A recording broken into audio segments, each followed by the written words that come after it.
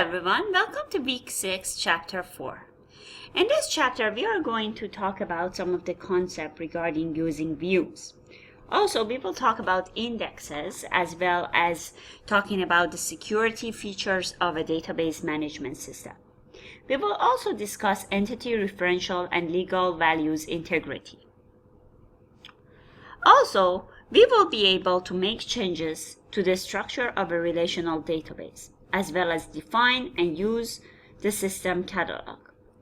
At the end, we will also understand the use of stored procedures, triggers, and also data macros. So what is a view? Most database management systems support the creation of views. A view could be an application program's or an individual's user picture of the database. It is less involved than the full database. And it is for simplification, as well as it has the security that it needs to have. The select commands that creates the view is called defining query. It indicates what to include in the view. Query can act as a window into the database.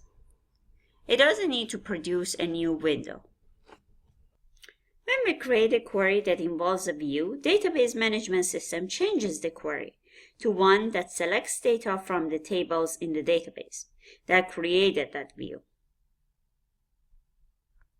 Also, the DBMS doesn't execute the query in this form. Instead, it's actually going to execute it and is going to create it by merging this query with the query that defines that view. So to create a view in Access, we simply create and save a query. We can also write it in SQL. So we can say create view game as, so we want to call it a game view. And then we select the item number, description, on hand, price. These are the fields that we want to see from the item table. And then we want to have our condition where category equals to GME. As I said, in Access, we can just create and save a query. So, for example, we want to create this view query as games.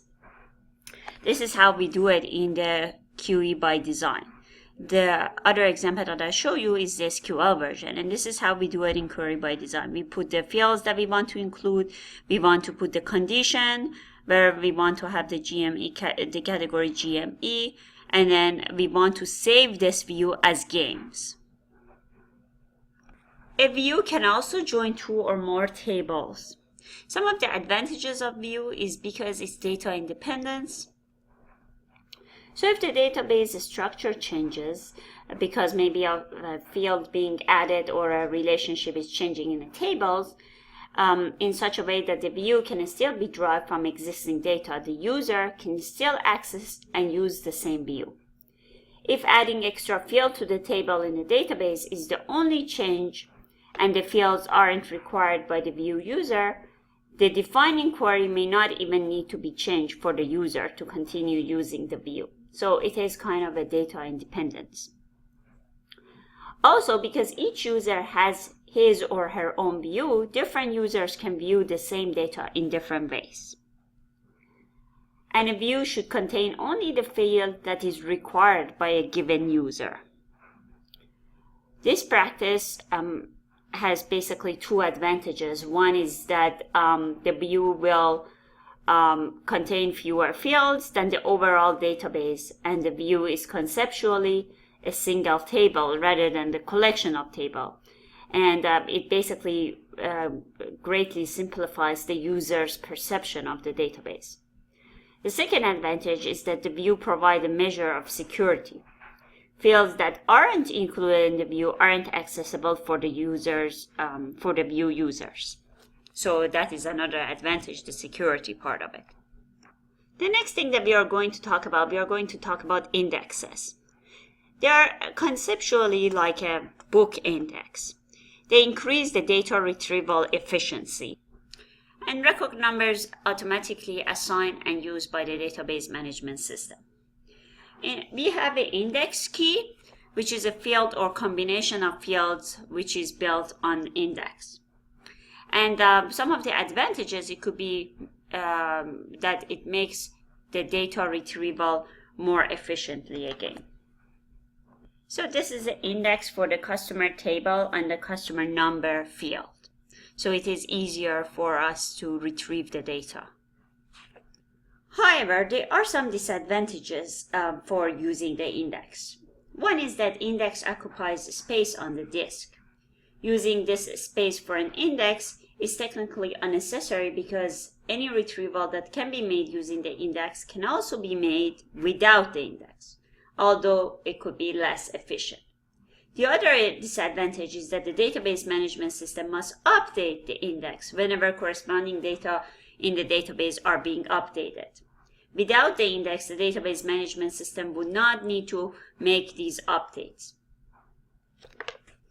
So the main question is, when can we create an index on a field or fields? We should create an index when the field is the primary key of the table. The field is a foreign key in a relationship which we have created. Also, we will create an index when we frequently use the field as a sort field. We will frequently need to locate a record based on a value in this field. So we can actually add and delete indexes as necessary. We can even create an index after the database is built. The index doesn't need to be created at the same time as the database. So SQL command to create an index is this: create index, the name of the field, on, the name of the table, and then the name of the field that we want to create the index. So in this example, the index key would be customer name, of course. So the customer name field is the index key. And the index is for the customer table. When we create an index whose key is a single field, we have created a single field index. Also, we call it single column index. A multiple field index, which we will sometimes call it multiple column index, is an index with more than one key field. So we sometimes call it a multiple column index. In this example, we can see the creation of an index on the customer name field in the customer table, using, of course, the Microsoft Access. So as you can see here, the customer name is the index key. And in here, we can actually have an option for not creating an index, creating an index that allows duplicate, and creating an index that prohibits duplicate. Normally, the first index option, no, is the default. We select no when we need to remove a previously created index. We select yes, or say duplicates okay, to create an index that allows duplicate values. In this case, Access allows more than one customer with the same name. When we select yes, Access creates the index, but we can't add a customer with the same name as an existing customer in the database.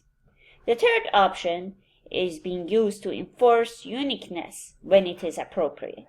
For instance, the third option would be a good choice for maybe a social security numbers field. Creating multiple field index in Access involves a little bit different process than creating a single field index. To create the multiple field index, we click the index button on the Show Hide group on the Tables Tool Design tab. Enter a name for the index, and then select the fields that we want to make the index. If data for any of the fields appear to be in descending order, we can change the corresponding entry in the sort order of the column to descending. So this is descending sort order selected. This is the second index key, and this is the first index key, wrap num, and then the balance is the second index key here.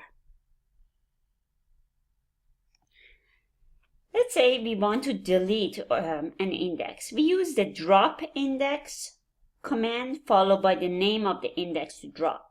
For example, we could say drop index rep balance. So the rep balance is the index key. We are going to delete it.